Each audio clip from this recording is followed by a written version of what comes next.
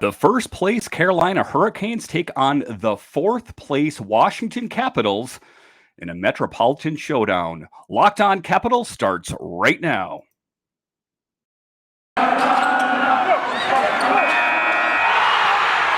Your Locked On Capitals, your daily podcast on the Washington Capitals. Part of the Locked On Podcast Network, your team every day.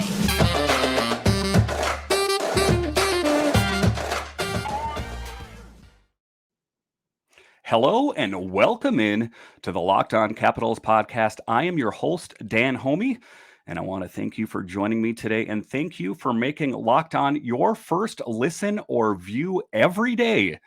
This podcast is available on all the major platforms, so when you're using your podcatcher of choice, make sure and hit that follow or subscribe button. That way you will know when the new podcasts are available. Like I started out saying, the Washington Capitals are taking on the first place Carolina Hurricanes this Thursday, and it's going to be a formidable opponent. Make no mistake, this is not the Carolina Hurricanes of old. This team is built. They have scoring up and down, and they are not a team to be messed with. And the Capitals have a lot to prove. They are going to be playing the Hurricanes on Thursday, and then they're going to be playing the Kraken on Saturday, so they cannot stand to lose any ground in the Metropolitan Division, and especially these games against Carolina. Because when you're playing in the same division as the same team, you can't stand to lose any ground. So this is from WashingtonCaps.com. For the first time in over 2 years, the Caps will host the Metropolitan Division rival Carolina Hurricanes at Capital One Arena on Thursday. The contest marks the Canes' first visit here since January 13th, 2020, when Ilya Samsonov blanked Carolina 2-0. Wow, have times changed there, huh? Ilya Samsonov, who has had brief flashes of greatness, but earlier in the season, he was playing pretty well. So Carolina 2-0 for the first shutout of his career. Thursday's game is in the middle match of a 3-game homestand for Washington. The Caps opened their homestay with a 5-3 loss to the Toronto Maple Leafs on Monday night. Their 6th straight regulation loss at home. That's the longest losing run the Caps have had in nearly a quarter-century history of their downtown DC home barn. The last time they had a longer losing streak at home was in early 81-82 season, back in the day when all losses were regulation losses. And what has changed? So much has changed. It seemed like, when the Capitals played at home and they played at Capital One Arena or Verizon Center back in the day, that was a house of horrors for the opposition, but not now. I listened to Joe Beninati on the podcast there with John Walton, Caps this morning, and he was talking about that, and he was saying, what is going on with this Caps team? It's almost unrecognizable, and I really hate to see what the fallout of this will be if they make an early exit. The Caps have really got to come out big on the trade deadline and make some moves. But listening to Brian McClellan today, it doesn't sound like he's going to do that. A lot of GMs out there, what they like to do is they like to get aggressive. They like to sell the farm and get a bunch of rental players. That's win now mode. That's what the Capitals are in. But that usually comes back to haunt them, doesn't it? You end up getting these big name players for only a couple of months. And if you don't get the end result of winning a Stanley Cup, what have you lost? You've lost a lot. I mentioned it yesterday. One of the biggest ones that comes to mind is when they got Shattenkirk. Everyone was all over. Oh my God, we got Shattenkirk. Guess what? A couple months later, gone. So you got to kind of keep an even keel here. I know that the temptation is just to give these teams whatever they want, so you think you stand a better chance of winning, and that's not always the case. Washington also enters Thursday's game with a modest 3-game regulation losing streak overall, the first time it has been in that position in over a year, since dropping 4 straight games from February 1st through 14th of last year. We're in a tough spot right now, says Caps right wing TJ Oshie. It's tough to get wins. It's tough for us to get some consistency in our game. And other teams are capitalizing on the mistakes that we do make. That's what I talked about earlier. I know that it's easy to put a lot of the blame on the goaltenders. It is. But if the defense is collapsing in front of them, that makes it difficult. I don't care. You could be the greatest goalie in the world. And if you don't have defense in front of you, you're going to falter. Case in point, look at Braden Holtby. Braden Holtby played lights out for the Capitals for a line share of his career. And then he went to Vancouver for that 1 year, and he didn't play like normal Braden Holtby would play. Subsequently, he has now gone to the Dallas Stars and is playing pretty good. And that's a guy that they're eyeing on the trade deadline. So, I mean, like I say, you just can't give up the farm for these rental players. It's not the way you're going to do things. And as TJ Oshie is talking about that, he's like, you can't. They're capitalizing on the Capitals' mistakes, and they got to work on those mistakes. And the fallout from this, I hate to say, is if the Caps make an early exit, I think this team's going to be pretty unrecognizable next season. I think that you'll keep the nucleus there, but I think that you might see a lot of different players leave the Caps team, and most notably, Peter Laviolette. That's always what happens. A team doesn't play well, and then next thing you know, let's get rid of the coach. It's always the coach. And that's why you got that crazy coaching carousel. I mean, look at Bruce Boudreau, for example. How many different teams has he played on or managed, rather? So it's just they need consistency, but they need to look inward here. This is a Capitals team, and I know it's not a lot of the same players, but that won a Stanley Cup just a few years ago. So they have it within them. They still have that nucleus. They have Ovechkin. They have Oshie, they have Carlson and Baxter. I mean, the ingredients are there. They just need to pour it in a pot and mix it around a little bit. And I think they're going to have something great there. But they gotta look inside. I do think that they do need to solidify certain things. I think that one of the biggest areas of concern is in net. And I know I'm not saying anything novel there, but they've got to address that. And there are some big name free agents out there, or they need to trade for them. I'm not for rentals. So hopefully that if they do pick up a goalie, that they can get someone with some term to that deal. But it's got to be an upgrade, because I think that like I was saying, how they like to get rid of coaches is just kind of like, there, we did something, I'm throwing it at it, boom. But if you don't get the result, what difference does it make, really? So, I mean, I think that if the Capitals go for someone and they give up a lot to get him, it's got to be someone that's better than what they've got. It's got to be someone that's better than Ilya Samsonov. So back in that article, they're saying, we'll just keep on working on getting better, and hopefully coming out, all of this will be a little stronger and a little tighter and be that much harder to play against. Over the life of their 6-game losing streak at home, the Caps have held a lead for only 19 minutes and 22 seconds of the 360 minutes of hockey they've played at Capital One. Since the calendar flipped to 2022, Washington is 2-8-1 in 11 home games, with both victories coming in overtime and games in which the Caps never held a lead. The Caps have held a lead for only 60 minutes and 16 seconds of the 664-35 they've played at home since January 1. So, it's one of those things. I mean, we're talking going back to the 80s. What is going on out there? I think, like I said in one of the other podcasts, I think that, the coaches, obviously what they're saying is not getting through. Maybe they need to have one of those meetings where Alex Ovechkin pulls all the guys behind closed doors and kind of just rattles them up. What is going on, guys? We got to find a way to win before it's too late. And I mean, I dare say, if the playoffs were to start today and the Caps were a wild card, how do you think that they would fare? Do you think they would go past the first round? No, I mean, they're not going to. I don't think anyone thinks that they would. So, I mean, the Caps have just got to get it together and figure out what they're going to do. And like I say, that they can't strap on the skates and play for them. So the Caps are going to have to figure that out. Washington's overall record since January 1st, a span of 22 games, is 8-10-2. That's the 26th best mark in the NHL over the span. The Caps went 14-3-5 in their first 22 games of the season, tied for the second best mark in the league over that stretch. One of the major differences in the two 22-game stretches is the amount of time the Caps held the lead in each. And we've talked about that before. You're not going to win all the games 4-0. You're not going to win all the games, just blowouts. You got to learn how to win games 1-0, 2-1, something like that. show that you're a team that has some substance. Show that you can play ahead and hold a lead. And, like, I don't know what's going on with the defense. That is an experienced core. Dmitry Orlov and John Carlson and Schultz and Jensen. Jensen, a guy who was kind of on the chopping block a couple of years ago. Look how great he's playing. Offensively, too. Jensen, where did this come from?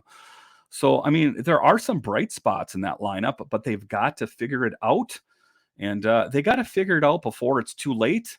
And after the break here, we're going to talk about the Carolina Hurricanes and the opposition that they are. They're going to have their hands full, and we'll talk about that after the break here. Football might be over this season, but basketball is in full steam for both pro and college hoops. From all the latest odds, totals, player performance props to where the next fired coach is going to land, BetOnline is the number one spot for all your sports betting needs. BetOnline remains the best spot for all your sports scores, podcasts, and news this season. And it's not just basketball. BetOnline is your source for hockey, boxing, and UFC odds, right to the Olympic coverage and information. Head to the website today or use your mobile device to learn more about the trends in action. BetOnline, where the game starts. So now we got to get back to playing Capitals hockey. And how are they going to do that? In this segment, we're going to talk about the Carolina Hurricanes and what kind of formidable opponent they are. I think the Caps are going to have their hands full with that team. I mean, they're not just going to lay over and play dead. I mean, they're stacked. You got Freddie Anderson, who came from Toronto. I mean, they have their goaltending locked up. They have everything locked up. So the Capitals are going to have to figure it out. Carolina comes to town with the second best record in the NHL and the best record in the Eastern Conference. The Canes won 9 straight games in regulation to start the season, and they've been winning consistently since. The Caps handed the Hurricanes a 4-2 setback on November 28th in Carolina in the only previous meeting between the two teams this season, and that ended up being the first 3 straight losses for the Canes, their longest slide of the season. So obviously how things have changed over the span of the year. The Carolina Hurricanes have figured it out, and that's their head coach. He doesn't mess around, and I think that he kind of instills some real responsibility into his players. He doesn't let them get away with things like that. The Hurricanes are the league's stingiest defensive team in terms of goals against per game, 2.38, and they yield the 4th fewest shots per game, 29.0 as well. The Canes attack ranks 6th in the circuit with an average of 3.47 goals per game, and their power play is the league's 4th best with a success rate of 25.5%. Carolina's penalty killing outfit is tops in the NHL with a gaudy kill rate of 89.9%. So like I say, they are going to have their hands full with this team, and how are they going to be prepared? They got to figure it out. Just looking at them statistically, I mean, they are stacked. Sebastian Aho, 24 goals this year. Andrei Svechnikov has 22 goals this season. Teravainen has 15 goals this season. Trocheck, 15. Niederreiter, 16. So, I mean, if you remember watching the game, and I don't know if you guys ever watched the NHL Network, but they had that really cool play where in the span of under a minute, there was a pass to all the guys on the ice, and they scored for a goal. Look it up. It's online. So, I mean, it was just kind of like some of that Harlem Globetrotter action, just back and forth to each other. And then in net, like I say, they have Freddie Anderson, who's, if you remember, for a majority of his career, he played for Toronto. He's got a 29-7 record with a save percentage of .930. So that is going to be a tough thing for the Capitals to face. And are they going to be ready? I mean, that is the biggest thing facing them right now. And hopefully when they get a lot of these players back, that is going to help them out because, to be honest, I'm not really sure what they're going to do if it's not enough. They've just got to be prepared. And I think that with some of these players that are leaving injured, I think that there's going to be some call-ups from AHL Hershey, and that remains to be seen who that is going to be. And it's going to be interesting who they decide. But I know one thing that they need to cover, and that is goaltending.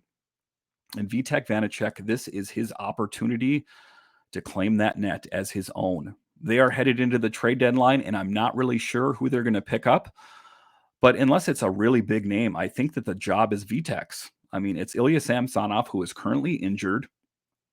And then they have Zach Fucali down in the HL Hershey. So this is his time to shine. And is he up for the task? I'd like to think that he is.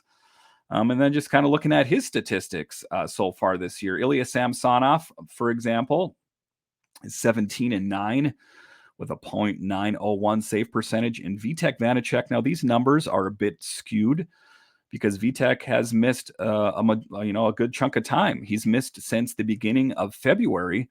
And it's, that's when they're on one of their longest losing streaks. Vitek Vanecek is 10-7 with a .915 save percentage. So Vitek Vanecek just kind of instills this calm into this Capitals team.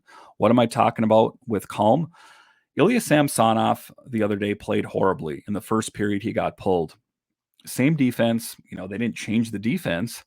And enter the second period, Vitek Vanecek comes in. Guess what? Slams the door in their face. Bam! Explain that to me, Caps fans out there. The ones that say that it's not just the goalie's fault, and I don't think it's just the goalie's fault, but explain that strange situation. I think that it's not only his play, but I think it's his ability to kind of stay calm in those kind of situations that it kind of instills that in the other Capitals players. Like they look at Ilya Samsonov and they think, we don't need to worry. He's got this. We're going to be okay. So that's what Vitek Vanecek has going for him. If you think back on him, they lost Vitek Vanecek for some time in that trade with Dylan and the expansion draft when we went out to Seattle, and all the Caps fans were up in arms. What are we going to do? We lost Vitek Vanecek. And it was a really unfortunate story because last year, Ilya Samsonov was slated to be the number one. After Braden Holtby left, everyone's like, Ilya Samsonov is going to be our starter. And then Henrik Lundqvist was in the mix, and then he had that freaky fluke heart condition and has since retired. But after he retired, they said it was Samsonov that was going to be the number one. Well, he didn't play that great. He had some irresponsible behavior. He came down with COVID. And enter Vitek Vanecek. And Vitek Vanecek, who, if you listen to a lot of the beat writers for the Capitals, they thought, you know what, he's an AHL goalie at best. Change my mind. And I think he did, because he took them right to the playoffs. And right in the beginning of the playoffs, boom, got injured, groin injury, if memory serves. So just kind of an unfortunate event there for Vitek Vanecek, because he was poised to just take them all the way through the playoffs, I think. And I think that he would have, if not. So Vitek Vanecek is your number one goalie of the future going forward. I don't think there's really a question there. He knows this team, and he's got that steady hand in net. And that's what the Caps have been looking for all season, is a steady hand in net. And I think you're going to get that in Vitek Vanecek. All right, after the break here, we're going to talk about Anthony Mantha's return. I don't think he's going to be the guy that's going to come in and be the saving grace of the team. But Anthony Mantha is that big body that the Caps have sorely missed on the ice. We'll talk about Anthony Mantha next after the break. All right, welcome back. It appears Anthony Mantha's long-awaited return to the Capitals lineup is drawing near. Mantha has been on the ice at practice in recent days in a non-contact sweater, and on Monday wore a regular practice jersey for the first time since shoulder surgery in November. And with a few recent injuries in the lineup, Mantha's time to return in the ice might come sooner than originally thought. And I think that is welcome news to everyone. I mean, Anthony Mantha is a guy that they got and didn't really spend a lot of time in the lineup. They got him towards the middle of the season. And then he played so-so. He didn't really mesh, but he got a few goals. But this year he came back, and before he was injured, I think he played pretty lights out. But they're kind of being cautious about his return. A lot of these guys that are going to come back that haven't had a lot of time because they missed substantial time in injury, are not going to be their saving grace. So I think that ultimately the Capitals are going to have to pick up a goaltender. They're going to have to pick up a depth forward for goal scoring, and then they're going to have to pick up that depth defensive guy. But for now, until the trade deadline, unless they sign someone before that, it's reassuring to know that Anthony Mantha is going to be coming back. Now, like I say, it's going to be interesting to see who that call up is from AHL Hershey. How long is Sam Sonoff's injury going to be? Who are they going to call up there? Is it going to be Phoenix Copley or is it going to be Zach Fucale? It'll be interesting to see. But as far as Anthony Mantha goes, after practice Wednesday, coach Peter Laviolette indicated Mantha could play soon, and perhaps more importantly, didn't deny he could play Thursday against the Hurricanes. And like I say, the Capitals are going to have to be all hands on deck against that Hurricanes team. I think it would be a great moral victory for the Capitals if they could beat the Hurricanes. I mean, I know they could. And that's what I was thinking in that game against the Rangers, too. If they could just find a way to beat the Rangers, I think that sometimes they just get caught up in their own head like, we can't do this. We can't do this. I'm here to tell you, Capitals, you can do it. I mean, if you look at that lineup and you look at historically how well they have played on ice together, it's just about overcoming that. And I think if they get that big victory over a formidable opponent like the Carolina Hurricanes, I think that could do wonders for them. So let's just hope that they can get back into their winning ways. We're going through that right now. Laviolette said he's looking good. He's looking better every day. And that's why we've got to go in and talk and see where everything is at. I haven't talked to him to see how he came out of today and where he's at. He's had another good practice and he's looked really strong out there. So all signs are pointing that he is going to be coming back. And it sounds like, that is what the doctor ordered. Like I was talking about in an injury earlier today, kind of a fluky thing where Carl Hagelin got hit in the eye. That's another guy they're going to miss sorely. Carl Hagelin, who plays on the line with Dowd and Hathaway. Don't call them the fourth line. Call them the scoring line. If you look at them throughout the season, that Hagelin, Hathaway, and Dowd line has scored a ton of goals, in many cases more than the first line. Whenever Mantha is activated off long-term injured reserve, the team will have to fit his $5.7 million salary under the salary cap. GM Brian McClellan mentioned a few injury situations the team has had, most notably Carl Hagelin and Snively, like I mentioned earlier, who's got that upper body injury, who's been a pleasant surprise for the Capitals, really. I think that, they put him in there out of necessity, and I think that he's exceeded the Capitals' expectation. That could provide some cap relief wherever they need it. McClellan added that Mantha would meet with head athletic trainer Jason Serbis on Wednesday after and make the determination if Thursday's game against Carolina would be the day of his return or if they need a few more days. And that's why they have athletic trainers, because many times, I think if you asked a professional athlete, I mean, if you're getting to the point where you are a professional athlete, you're competitive. And that's why they leave it up to the trainers and they leave it up to the team doctors to make that determination. Because, like I say, otherwise, I think a lot of time those guys would just say, nah, I've got it. We're good. Mantha has been a key absence in the team's top six this season, which hasn't had a full assortment of players since the year began. Nick Backstrom didn't return to the lineup until December, and TJ Oshie has played sporadically with an assortment of injuries. And, TJ Oshie, he's another guy. He's a heart and soul player. He leaves it all out on the ice, and I challenge anyone to say that he doesn't, but sometimes he plays bigger than he is. And sometimes I just think he's been unfortunate. I mean, there's that time when remember Joe Thornton just smashed his head into the boards. I just remember screaming at the TV like, no! But, like I say, TJ Oshie is a guy that goes all out all the time. And, but I mean, he's not playing on all cylinders either. And neither is Nick Backstrom. So these players, you can't expect the world for them when they come back. It's going to take some time for them to get acclimated back to playing every day. I know we have a short amount of time here before the trade deadline on March 21st, McClellan said Wednesday. Mantha will come back and hopefully Osh and Nick will stay healthy and we'll get a better indication of how the coaches want to use that middle six group. I think our top line has been good And I think our fourth line has been excellent. A year ago, the trio of Mantha, Backstrom, and Oshie skated together at 5-on-5 for 11 games and generally tilted the ice in the Capitals' favor. Whenever Mantha returns, that figures to be most likely the second line deployment by Laviolette. So it's going to be interesting to see when they come back what that Caps team looks like on ice. How are they going to be stacked up out there? I mean, it's going to be interesting. And I think that, that, like I say, the Capitals have got to be ready because they are a formidable opponent. And, I hope that they are ready because they have some big decisions to make. They have some big decisions to make in net, and they have some decisions to make on who they're going to call up from AHL Hershey.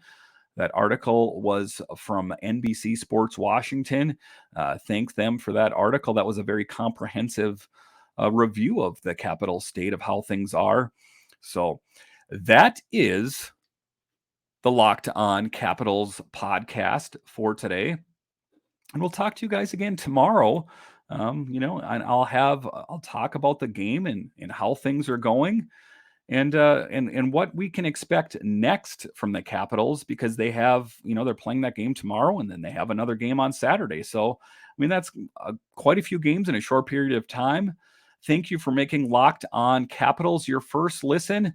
For your next listen, check out Locked On Now podcasts, nightly recaps of every NHL game with analysis from our local experts. It's free and available wherever you get your podcasts.